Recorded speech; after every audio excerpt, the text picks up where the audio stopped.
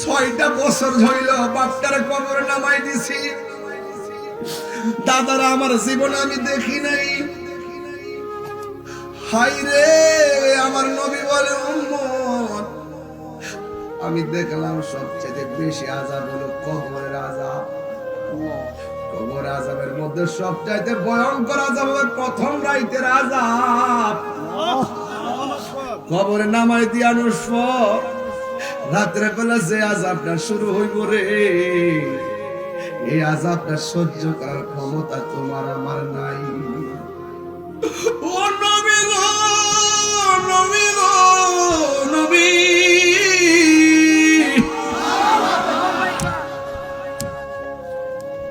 কবরের আযাবের বর্ণনাটা একটু দেন না। নবী বলে উম্মত, কবরের প্রথম রাত